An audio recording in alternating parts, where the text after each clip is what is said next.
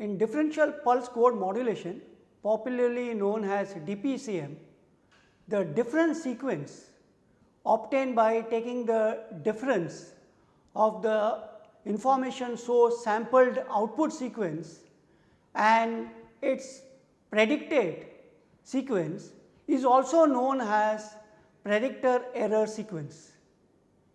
We would like to make this prediction error as small as possible, and this can be achieved if we could carry out the prediction in an efficient manner. By reducing the variance of the prediction error, the quantization noise for the given number of quantization level will also reduce, which in turn will provide better reconstruction of the sample values, which will provide good prediction of the current sample. So, the role of quantizer and the predictor in a DPCM are quite interlinked. It is desirable to have a predictor which is as simple as possible and quantizer with less number of levels as possible. Now, we have seen that the optimum quantizer is the one based on conditional expectation, which is difficult to implement in practice. Therefore, we use an approximation in the form of nth order predictor. We would like to have this order of the predictor as low as possible. The lowest order which we could have is the first order. And as far as the quantizer is concerned, the simplest quantizer which we could have is 1-bit quantizer, that is only 2 levels. So, if we use a DPCM which has a first order predictor in the form of a simple delay and a 1-bit quantizer, then this form of DPCM is known as delta modulation. See what happens in delta modulation. So, this is the block of DPCM which we have studied earlier. So, in this block what we are going to do is going to replace the predictor by a simple delay element, and the quantizer will be replaced by 1-bit quantizer to form what is known as delta modulation. So, this is the block schematic for both the transmitter and the receiver of a delta modulator. So, this serves as the prediction for the current sample value. Now, let us look at the operation of this. Let us see what happens at the receiver. The same thing happens at the modulator also, or the transmitter end also. So, XQN at the modulator end is obtained by adding XQN minus 1 plus DQN. Now, XQN minus 1 itself is equal to XQ at n minus 2 plus DQ at n minus 1. So, from this we get XQN equal to XQ n minus 2 plus DQN plus DQ at n minus 1. So, proceeding iteratively in this manner and assuming 0 initial condition, that is XQ at 0 is equal to 0, we can show that we can write XQN as summation of DQN, summation of DQM, where m is equal to 1 up to n. So, what this shows that the receiver or demodulator is just an accumulator or adder. So, if the output dq is represented by impulses, then the accumulator at the receiver may be realized by an integrator, because its output is going to be the sum of the strength of the input impulses, sum of the areas under the impulses. So, in this case we may also replace with an integrator the feedback portion of the modulator, which is identical to the demodulator. Now, the demodulator output, which is xqn, is passed through a low pass filter, and this yields the desired signal reconstructed from the quantized sample. So, whatever we do here, the same thing is going to happen at this part of the modulator or the transmitter end. So, the next figure shows a practical implementation of a delta modulator and demodulator. The first order predictor, which was in the form of a delay, is replaced by a low cost integrator circuit. It could be as simple as an RC integrator. So, the modulator now consists of a comparator and a sampler in the direct path and an integrator amplifier in the feedback path, correct. So, this block diagram, based on the discussion we have had, is replaced by this block diagram. Right? Now, let us see the operation of this. The analog signal xt is compared with the feedback signal xq, which is a predicted signal. Now, the error signal dt is applied to the comparator. Now, if dt is positive, the comparator output is a constant signal of amplitude plus delta. So, you will have a square wave, the heights will be plus delta and minus delta, correct. And if dt is negative, the comparator output is minus delta. So, the difference out here is a binary signal with two levels that is needed to generate a 1 bit DPCM.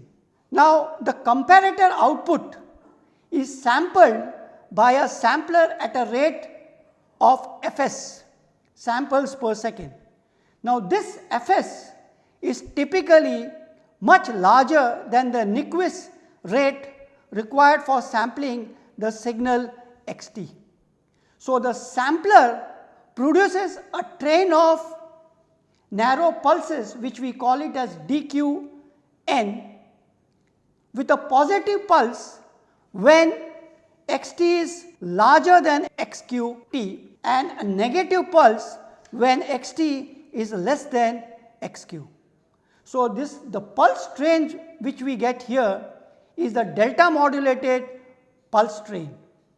So, the modulated signal, that is dqn, is amplified and integrated in the feedback to generate xqt, which tries to follow xt. Now, to understand this in a much better way, let us try to take a diagram out here. So, in this diagram we see that dq sequence at the input of the integrator gives rise to a step function, positive or negative, depending on the pulse polarity in xqt, correct. So, xqt, basically there is a step rise or decrease, fine, okay. So, if for example, if xt is larger than xqt, then a positive pulse is generated in this sequence dqn, which gives rise to a positive step in xqt. So, this is what we get, this is xqt and this is your signal xt, and in the process it tries to equalize xqt into xt in small steps at every sampling instance as shown in this figure. Correct? So, it can be seen that xqt is a kind of staircase approximation of the signal xt.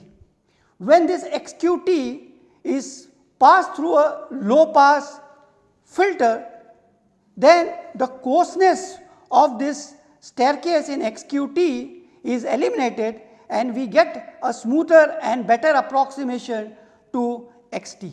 So, the demodulator, the receiver, consists of an amplifier integrator identical to the feedback path of the modulator followed by a low pass filter. So, remember in PCM the analog signals are quantized in n levels, whereas in delta modulation the signal is quantized to just 1 bit. Correct? And it is also important to understand that in delta modulation we are transmitting the difference between the successive pulse, and since it carries the information about the derivative of the signal xt, the name delta modulation comes.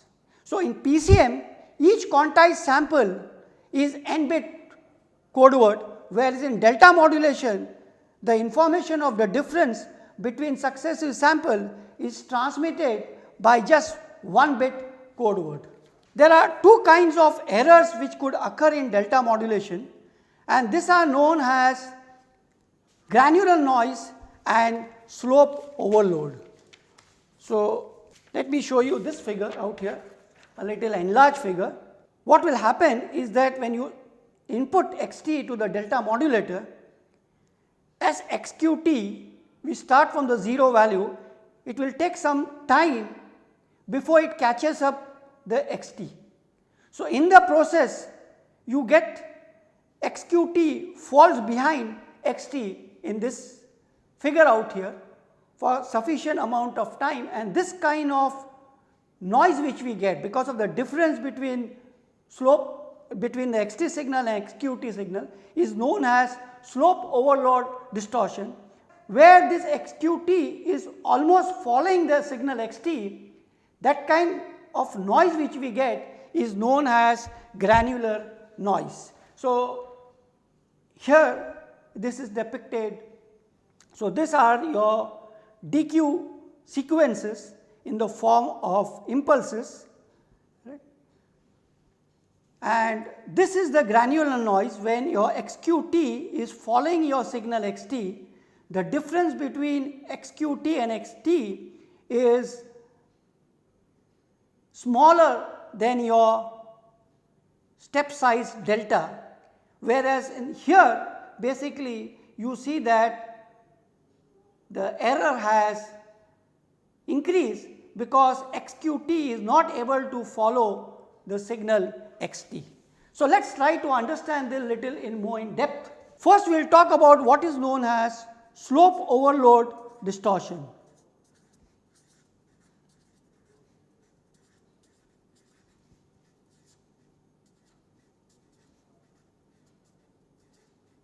And this is a major drawback of a delta modulator.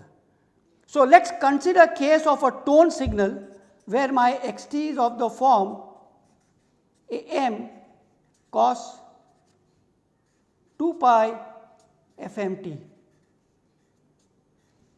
Now, we can find out the derivative of this signal is equal to maximum value of this derivative is going to be am fm multiplied by 2 pi. Now, if we want that there is no slope overload, in that case the slope of the way xqt grows should be higher than the slope of your input signal, and the slope of xqt is this delta divided by sampling rate duration, that is Ts. So, delta by Ts, which is Fs delta, is the slope of this xqt.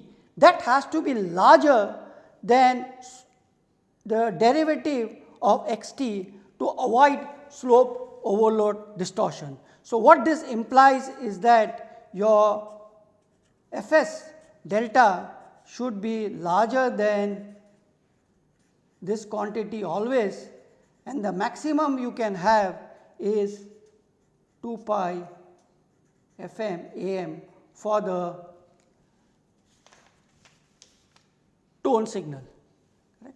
So, let us assume now that we have chosen our delta and Fs such a way that there is no slope overload. So, in that case you will get only granular noise. Now, let us try to evaluate the distortion due to the granular noise. So, let us assume that we have negligible slope overload. Then your difference signal is xt minus xqt, and that signal maximum the mod of that should be always less than equal to delta if you want to avoid the slope overload. Now, let us assume that this difference signal is a sample function of the random process, which I call it as capital DT, and we also assume that this random process is a zero mean white sand stationary process, and the samples of this process are uniformly distributed in the range between minus delta to plus delta. Given this, we can evaluate the variance of any sample of this sample function dt is equal to, this we have seen earlier also, is the integral given here, and your step size in this case basically becomes 2 delta. For positive it is plus delta, for negative it is minus delta. So, this becomes delta cube by 3, and remember that because of the uniform distribution, f alpha is equal to 1 by 2 delta. Fine? Okay. Now, experimental results have confirmed that the power spectral density of this different signal is essentially flat for this frequency range. Our xqt signal here are pulses, staircase approximation in the form of pulses. The duration of each is Ts. So, the bandwidth of this signal is going to be approximately equal to Fs. So, what does this imply? That I can write my power spectral density to be equal to the variance which we have got divided by the bandwidth. This is equal to delta squared by 6 Fs for mod f less than equal to Fs. Correct. Now, low pass filtering the output of the accumulator in the receiver will reject the out of band noise components. So, the granular noise which we will get at the output of the low pass filter can be obtained by integrating the power spectral density over the bandwidth of the input signal, which is W,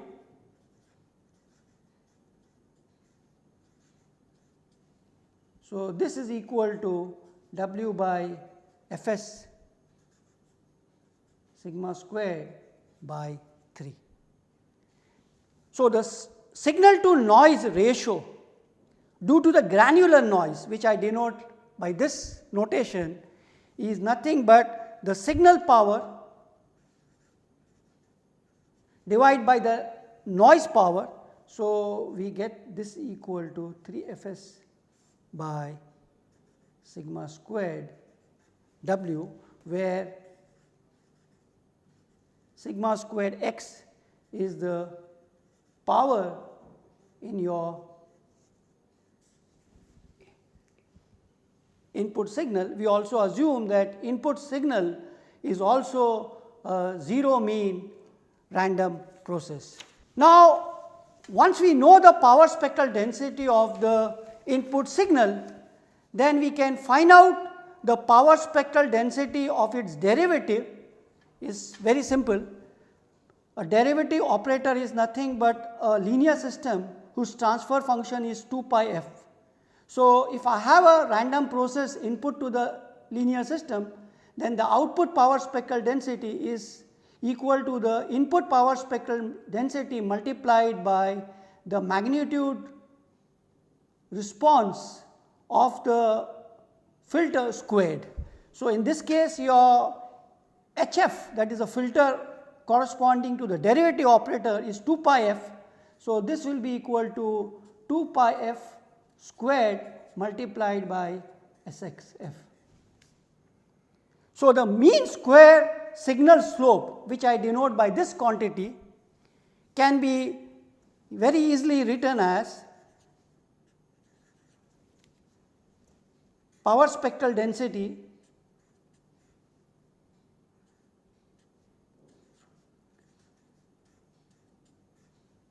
integration. You will get the power, and this we will write it as 2 pi sigma x B RMS, where B RMS is the RMS bandwidth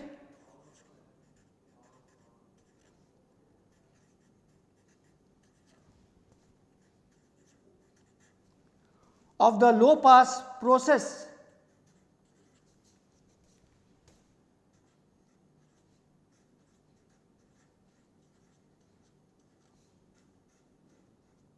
xt, and it is defined as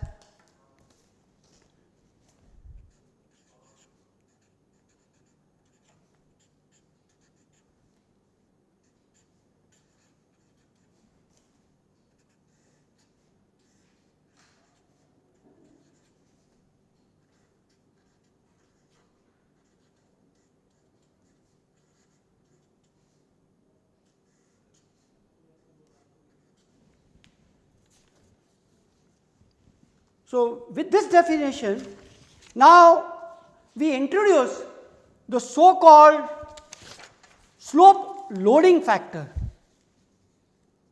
We define another term which is slope loading factor, which is nothing but the maximum delta modulation slope which you can have is Fs multiplied by delta, and this is the RMS signal slope which we have evaluated here, correct. Now, for any given xt, sigma x and B RMS are fixed. These are the property of the signal. This is the square root of the variance of the noise process xt, and B RMS is the RMS bandwidth of the low pass process xt. Hence, given the sampling frequency, this loading factor is a function of only delta. Now, it has been shown experimentally that a reasonably large value of loading factor ensures negligible slope overload. Now, taking this into consideration, from this relationship we try to express delta in terms of the loading factor. So, this is what I have done. I have expressed delta in terms of the loading factor, and now let us recalculate the signal to noise ratio, granular noise, assuming there is no slope overload. So, if we do this, basically we know that we had just shown that signal to noise ratio granular is equal to this quantity. I am going to just substitute for the value of delta obtained from this above equation. If I do this, I get this quantity out here. And we define one more parameter, what is known as bandwidth ratio, and I write this expression in terms of this bandwidth ratio. All this is simple algebraic manipulation, nothing very difficult. Okay? So, here this B is by definition the ratio of Fs by 2 to W, and this is known as bandwidth ratio. Sometime in the literature this thing is also known as the oversampling ratio. Now, for a given B, for the that is bandwidth ratio, empirically it has been determined that S optimum turns out to be log 2. So, all this information helps us to find out the output granular signal to noise ratio we will get given the input signal, given the sampling frequency, and it also helps us to decide the value of delta from this S optimum. Right. Now, in PCM, the output of the quantizer is usually encoded as a binary code word, and in general the bandwidth required for transmission of this PCM is quite high. So, to reduce this bandwidth, there is another form of a PCM which is known as M-ary PCM, or it is also known as M-ary pulse amplitude modulation, and we could say this is a generalization of binary PCM, and this we will study next time. Thank you.